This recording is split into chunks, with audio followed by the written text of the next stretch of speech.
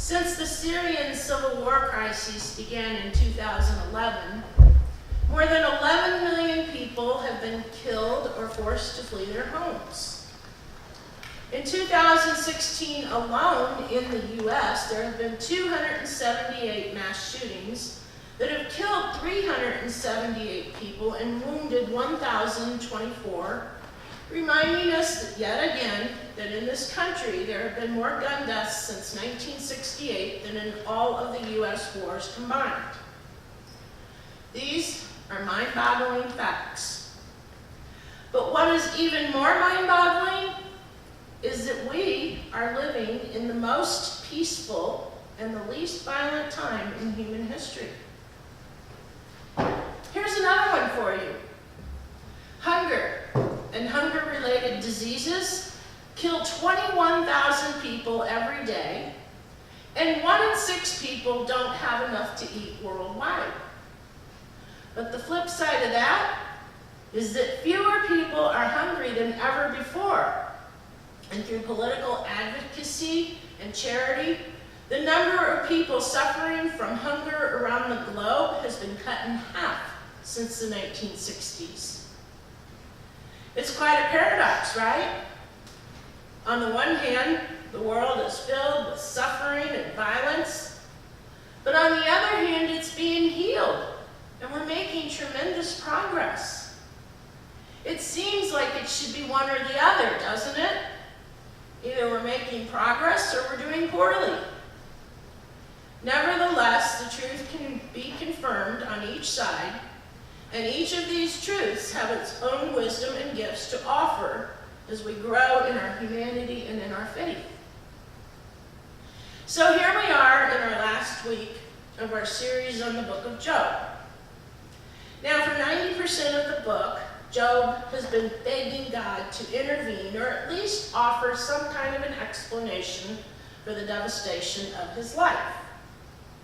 He has brazenly declared, I would learn what he would answer me and understand what he would say to me. Well, why not? Job has reached the point of saturation. His children have been killed. His body is covered with boils and sores.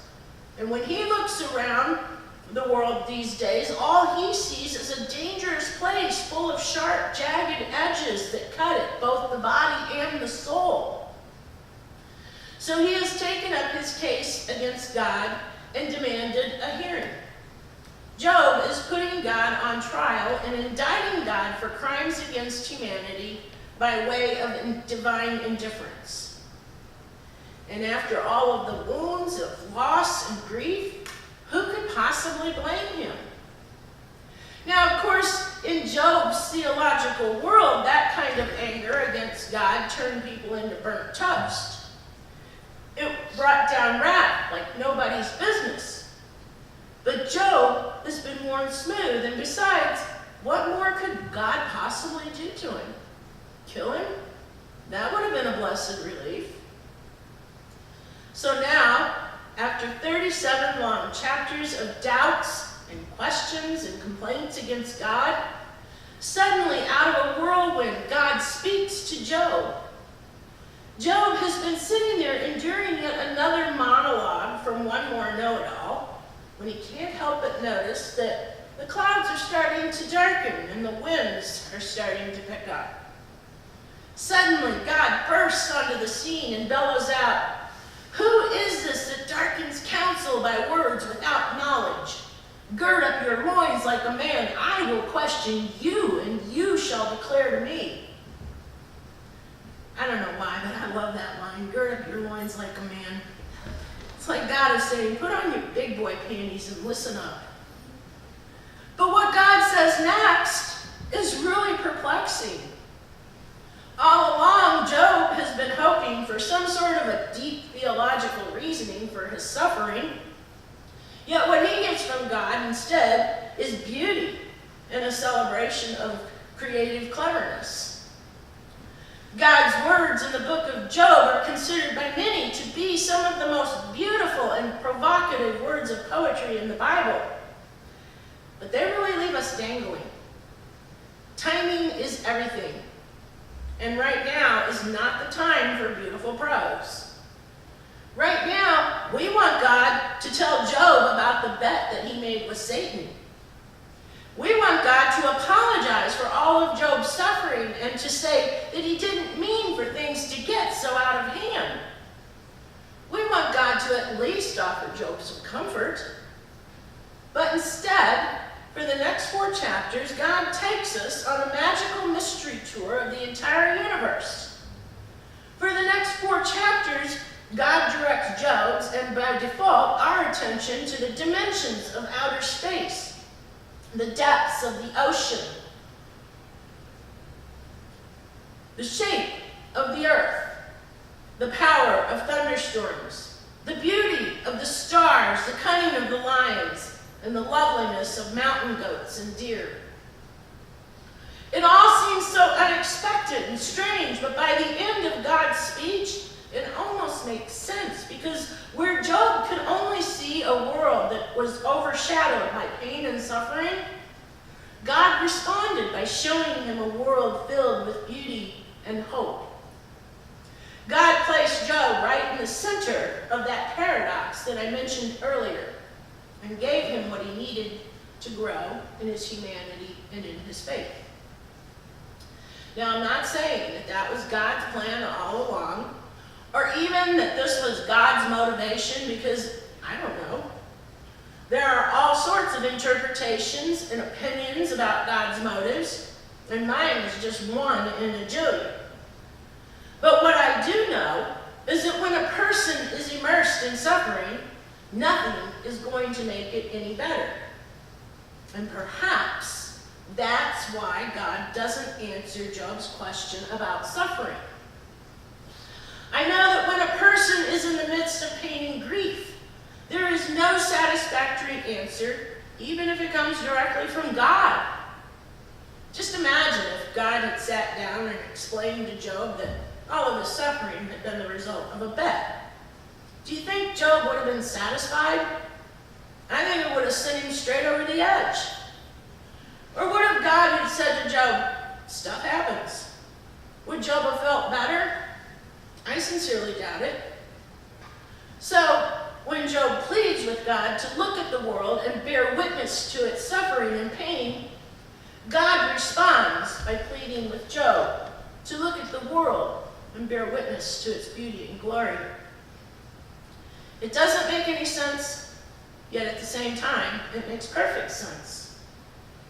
Nothing can explain suffering. Suffering is a fact of life. But nothing can explain beauty either, because it too is a fact of life. Death is a fact of life, but so is life. Losing people we love is inevitable. Sunsets and shooting stars are inevitable. Neither side of the coin is fair or unfair, but both are needed to complete the coin. For all of the suffering and grief that we experience, we find comfort in knowing that it is never the whole story, because there is just as much beauty, grace, and hope in the world existing simultaneously and paradoxically side by side. And here's another thought. Perhaps these are not even competing views, but complementary views. That's heavy stuff, because no one wants to suffer. In fact, isn't that the whole point of religion, to help us learn how to avoid suffering? And hasn't religion given us plenty of reason to expect this of it? Doesn't religion tell us, do the right thing and you will be rewarded, but do the wrong thing and you will be punished?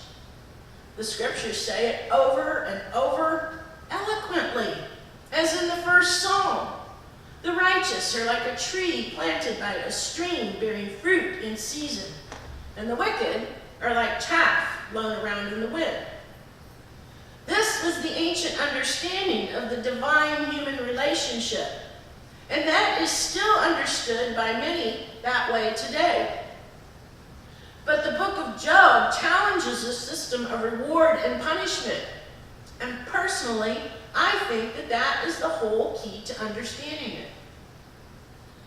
From Job, we learn that while good behavior may be worthwhile in and of itself, it does not lead to personal gain or material success, nor does it exempt us from suffering. And that was Satan's whole point. Of course Job loves God, because God has rewarded him richly.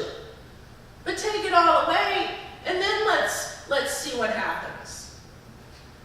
That's uncomfortable, because we want the good guy to win and benefit in the end.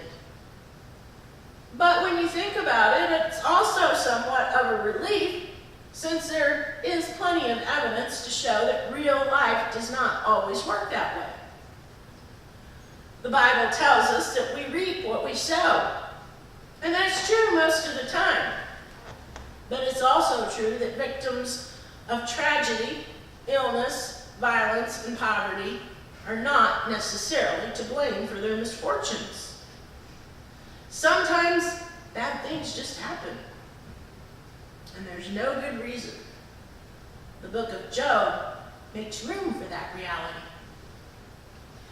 I don't know why, but it seems that we seem to be locked into an either-or mindset, when in fact, we live in a both-and reality. Reality is full of contradictions. That's why we invented words like paradox. We need both and. We need to cultivate an awareness of the suffering of humanity and of the beauty of creation. There's a story from ancient China that makes the point compellingly. There was a farmer who owned only one horse. He depended on that horse for everything, to pull the plow, to draw the wagon. One day a bee stung the horse, and in fright the horse ran away into the mountains. The farmer searched for him, but he couldn't find him. His neighbor said, "We're really sorry about your bad luck in losing your horse."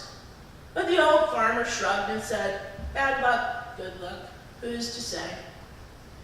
A week later, his horse came back accompanied by 12 wild horses, which he had obviously encountered, and the old farmer was able to corral all of these fine animals. News spread throughout the village, and his neighbors came and said, "Congratulations on this bonanza out of the sky."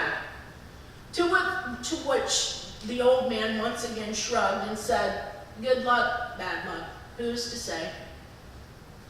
The only son of the farmer decided to make the most of his good fortune, so he started to break the wild horses so that they could be sold and put to work in the fields. But as he attempted to do this, he got thrown from one of the horses and his leg was broken in 3 places. When word of this accident spread through the village, again the neighbors came saying, "We're sorry about the bad luck of your son getting hurt." The old man shrugged and said, "Bad luck, good luck, who is to say?" 2 weeks later, a war broke out among the provinces in China. The army came through, conscripting every able-bodied male under the age of 50. Because the son was injured, he did not have to go, and it turned out that that saved his life, for everyone in the village who was drafted was killed in the battle. When we make room for both and, we learn that there is always more going on in any situation than we can see. Jesus tells us that time and time again, that the spiritual life confounds our expectations. He tells us to die so that we can live. He leads us through Good Friday so that we can experience the joy of Easter. We need both and. We need beauty and suffering held in tension, a dance between divine and the human, the rapturous beauty and the constant wounding, a courtroom argument between God and the humanity in which neither loses and both discover what they have been missing all along. We began this series with the question, why do bad things happen to good people? But it really isn't a question after all. It's a truth. And each truth has its own wisdom and gifts to offer as we grow in our humanity and in our faith. And so my challenge to you coming out of the book of Job is to cultivate an awareness of human suffering and to cultivate an awareness of beauty in the world. Because personally, I think that it is precisely at that intersection where we find Jesus, the one who fully experienced God's glory through the depth of human suffering. Amen.